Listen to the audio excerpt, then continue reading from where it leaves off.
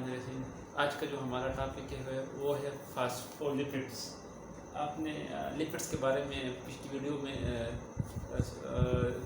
जान लिया है कि लिपिड जो है ना, इसके मुख्तलिफ टाइप्स थे, simple lipids, compound lipids and derived lipids है।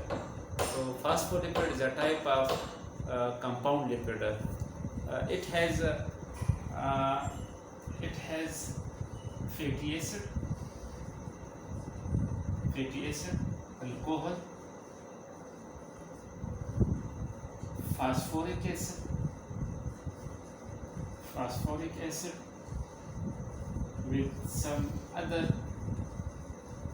other groups। वो लिपिड्स जिनकी अगर हम हाइड्रोलिसिस करें, उसको तोड़ दें और हाइड्रोलिसिस के बाद इससे अल्कोहल बने, फैटी एसिड बने, फास्फोरिक एसिड निकले और कुछ और ग्रुप्स निकले, तो उसको हम कहेंगे फास्फोलिपिड। फास्फोलिपिड जो है ना, हम इसको दो बड़े बड़े ग्रुप्स में डिवाइड करते हैं, फास्फोलिपिड्स।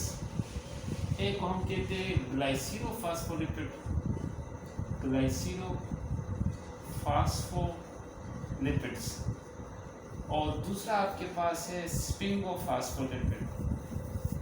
इनकी जो डिवीजन है वो है on the basis of their structure. Glycerophospholipid में ग्लाइसिरोल अल्कोहल होगा। देखिए हमने कहा था कि इसमें अल्कोहल होता है, फैटी एसिड होता है, फास्फोरिक एसिड।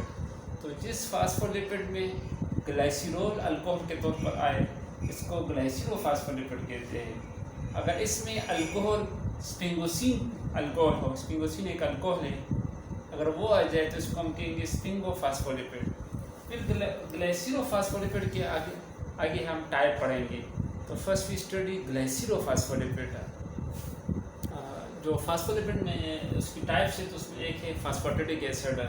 फास्फेटिक एसिड का जो स्ट्रक्चर है, यानी इसकी जो कंपोजिशन है, उसमें इट हैज़ ग्लाइसिरोल, इसमें ग्लाइसिरोल अल्कोहल होगा, ठीक है। Saturated fatty acid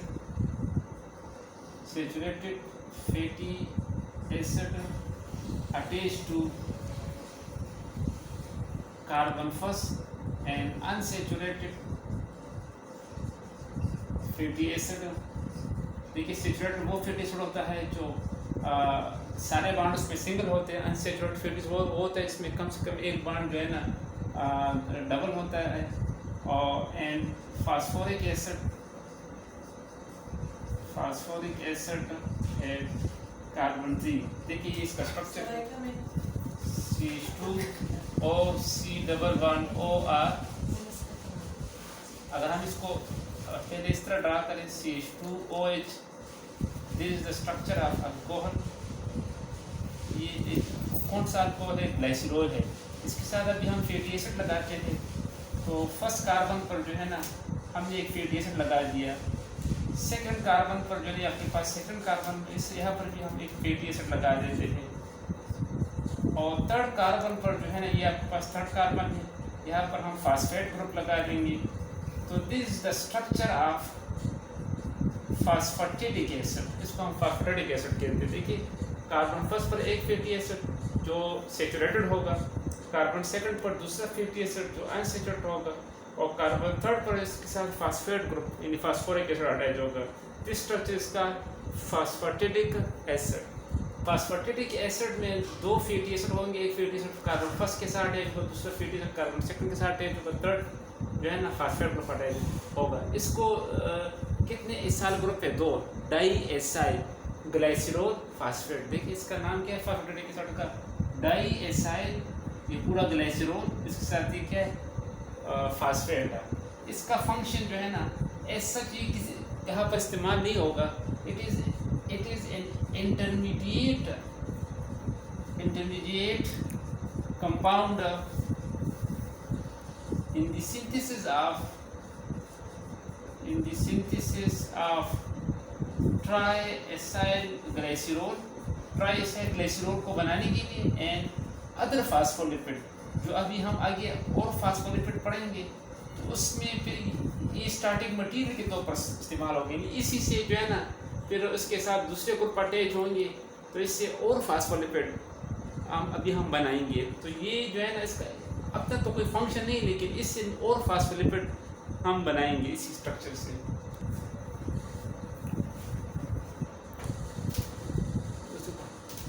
second type of phospholipid जो है वो आपके पास कार्डियोलेपिन है। इसका दूसरा नाम डाईफास्फेटिडाइल ग्लाइसरोल भी है।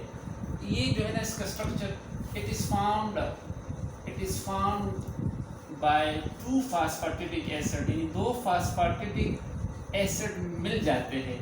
फास्फेटिडिक acid it is found by two phosphatidic acid link together by glycerol. बहुत आसान इसका स्ट्रक्चर है। पहले आप फास्फेटिडिक एसिड को ज़रा बनाएं, CH2O C double bond OR। ये फास्फेटिडिक एसिड का आपने स्ट्रक्चर पढ़ा था। इसमें दो एसाइल ग्रुप थे, वो दो एसाइल ग्रुप ग्लाइसरोल के साथ अटैच है और इसके साथ जो है ना फास्फेट ग्रुप अटैच। देखिए ये आपके पास एक फास्फेटिडिक एसिड है। इस तरह हम दूसरा फास्फेटिडिक एसिड बनाते हैं, CH2O C double bond OR CHO C double bond OR, diacyl हो जाएगा। फास्फेट ग्रुप हम इस साइड भी बना सकते हैं, उस साइड पर बना सकते हैं। CH2O P double bond O OH। ये आपके पास ये भी फास्फेटिडिक एसिड, ये भी फास्फेटिडिक एसिड। अब इन दोनों को लिंक करना है ना, तो इनको लिंक करने के लिए हमारे साथ ग्लाइसरोल होना चाहिए। देखिए ये स्ट्रक्चर है ग्लाइसरोल का, CH2OH CHOH CH2OH। ये ग्लाइसरोल का स्ट्रक्चर है, ये ग्लाइसरोल का है। अब ये स्ट्रक्चर मैं इधर बनाऊंगा तो आप जरा इसको ज़रा देख ले, फिर मैं इसको मिटाऊंगा। CH2OH ये स्ट्रक्चर है, फिर CHOH और फिर इसके साथ CH2OH। तो देखिए ये OH और ये OH आपस में बॉन्ड बनाएंगे तो इस तरह ये हो जाएगा, CH2O ये एक बॉन्ड हो जाएगा। इस तरह ये OH और ये H2O बॉन्ड बनाएंगे तो ये आपके पास, तो देखिए फास्फेटिडाइल, एक फास्फेटिडिक एसिड उससे H चला गया तो फास्फेटिडाइल, दूसरा फास्फेटिडिक एसिड उससे H चला गया फास्फेटिडाइल, दरमियान में ग्लाइसरोल आ गया तो आपके पास क्या हो गया, डाईफास्फेटिडाइल ग्लाइसरोल। कार्डियोलेपिन को कार्डियोलेपिन इसलिए भी कहते हैं कि कार्डियो की मतलब हार्ट। ये हार्ट से पहली बार जो है ना वो आइसोलेट हुए थे और ये हार्ट में मौजूद होते हैं। हार्ट में जो मसल है कार्डियक मसल उसमें पाए जाते हैं। मेन रोल जो है ये माइटोकॉन्ड्रिया में अदा करता है। ये आपके पास माइटोकॉन्ड्रिया का स्ट्रक्चर है। इसमें जो इनर मेम्ब्रेन है, ये इनर मेम्ब्रेन, इस इनर मेम्ब्रेन में जो फास्फोलिपिड होता है वो आपके पास कार्डियोलेपिन है।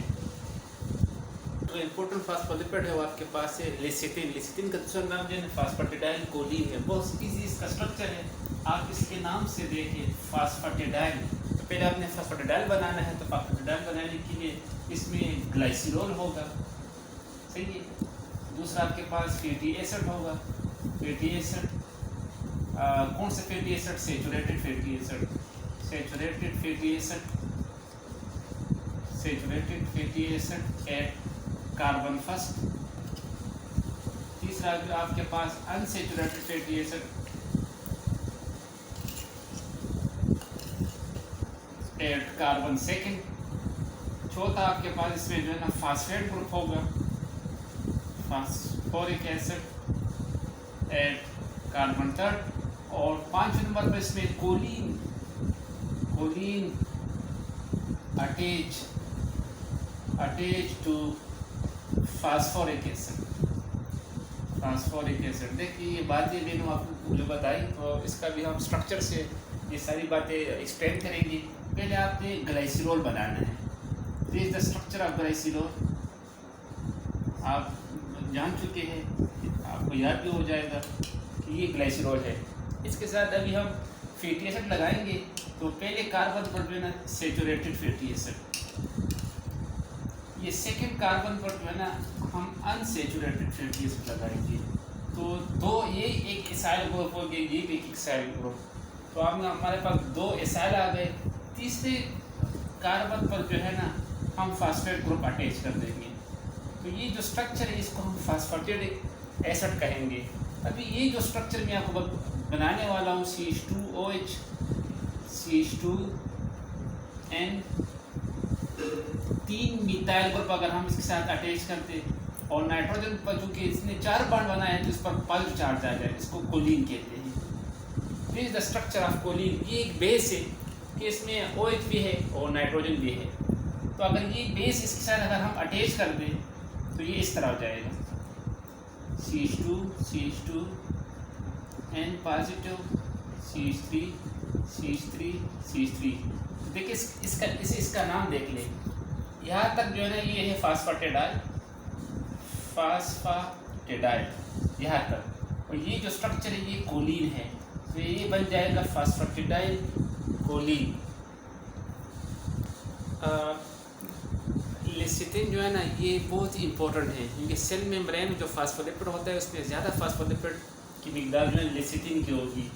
और दूसरी बात इसका नाम जो है फास्फाटेडाइल कोलिन है, तो इसमें कोलिन मौजूद है। कोलिन इसमें स्टोर फॉर्म में होता है। जब कोलिन बॉडी को ज़रूरत होती है तो वो इसी फास्फोलिपिड को इस्तेमाल करते हैं। अभी आप कहें कि कोलिन कहाँ पर इस्तेमाल होगा, देखिए न्यूरॉन जो है ना, एक न्यूरॉन से पैगाम दूसरे न्यूरॉन में जाता है तो इसको नर्व ट्रांसमिशन कहते हैं। तो इसके लिए जो केमिकल होता है, जो केमिकल मैसेंजर है, तो वो आपके पास कोलिन है। कोलिन के ज़रिए से एक न्यूरॉन से पैगाम दूसरे न्यूरॉन में ट्रांसफ़र होता है। दूसरी बात ये कि कोलिन में जो है ना हमारे पास मिथाइल मौजूद है। मिथाइल पीछे आपने स्ट्रक्चर में देख लिया, ये कोलिन का स्ट्रक्चर था। अगर आप याद करें तो ये कोलिन का स्ट्रक्चर था। तो इसमें हमारे पास 3 मिथाइल ग्रुप है, तो ये इसको मिथाइल डोनर भी कहते हैं। जिस रिएक्शन में मिथाइल एक मालिक्यूल से दूसरे मालिक्यूल में ट्रांसफ़र होता है इसको हम कहते हैं ट्रांसमिथाइलेशन रिएक्शन। ये बड़ी बहुत अहम रिएक्शन है ट्रांसमिथाइलेशन। तो उस रिएक्शन में कोलिन इस्तेमाल होता है, कोलिन मौजूद होता है फास्फाटेडाइल कोलिन यानी लेसिथिन में। तीसरी बात ये एक लेसिथिन है डाईपामेटाइल लेसिथिन, वो लेसिथिन जिसमें 2 पामेटिक एसिड होते हैं। तो ये जो है ना ये लंग्स में होता है, ये लंग्स में सरफेक्टेंट के तौर पर काम करता है। लंग्स में जो छोटे छोटे तेले होते हैं, गुब्बारे होते हैं, उसको अल्वियोलस कहते हैं। वो अल्वियोलस आपस में फिर कोलैप्स नहीं होते, बंद नहीं होते। अगर ये लंग्स में ख़त्म हो जाए तो फिर आपके लंग्स के अल्वियोलस वो बंद हो जाएंगे और इससे respiratory distress syndrome RDS disease पैदा होगी।